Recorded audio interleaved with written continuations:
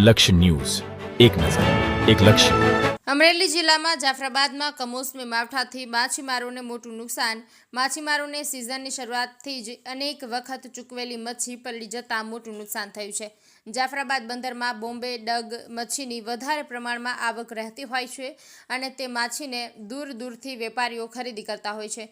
તેને સૂકવીને વેચવી પડતી હોય છે. મચ્છી સિઝનની શરૂઆતથી અત્યાર સુધીમાં અનેકવાર પલળી ગઈ અને તેને દરિયામાં ફેંકવી પડી હતી. ત્યારે ફરીથી છેલ્લા 3-4 દિવસથી પડી રહેલી કમોસમી વરસાદે માછીમારોની કમર તોડી નાખી. મોંઘા ભાવનું ડીઝલ, બરફ સાથે ખલાસીઓનો પગાર પણ બમણો ચૂકવવો પડી રહ્યો છે.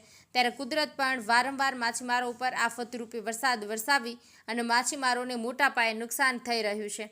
ત્યારે હવે સાગર ખેડૂની માંગ ઉઠી છે કે સરકાર જેમ ધરતીપુત્રોને સહાય પેકેજ આપે છે તે જ રીતે માછીમારોને પણ વળતર રૂપી સહાય પેકેજ જાહેર કરે તેવી માંગણીઓ કરવામાં આવી રહી છે. કાળુશા કનોજિયા સાથે યોગેશ ઉનડકટ, ગુજરાત સિક્યોર ન્યૂઝ, જાફરાબાદ. જાફરાબાદ કોળી સમાજ બોર્ડ પ્રમુખ હમીરભાઈ સોલંકી. આજે વરસાદના કારણે છેલ્લા 2.5 મહિનાની સિઝનની અંદર અમારે 1 મહિનો તમારે ઘરે રોકાવું પડ્યું છે. અને જેમ જમીન ખેડૂતને સહાય ગવર્મેન્ટ આપે છે એ જ રીતે અમારી માંગણી છે કે દરિયા ખેડૂતને પણ અમને આપો.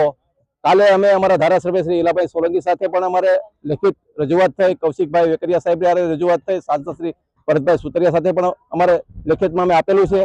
એટલે અમારી અરજ છે કે અમે ફિશરમેન છેલ્લા 1 મહિનાથી ઘરે બેસવાનો અમારો વારો આવે છે. એટલે ડીઝલના ભાવ આજે અને ખલાસીના ભાવ, અમારે ખલાસીને બી અત્યારે પગાર આપવા પડે છે.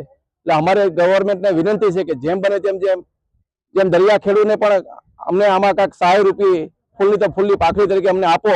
કારણ કે અત્યાર સુધીનો રેકોર્ડ છે કે કોઈ દી દરિયા ખેડૂતને આ રીતે સહાય આપી નથી.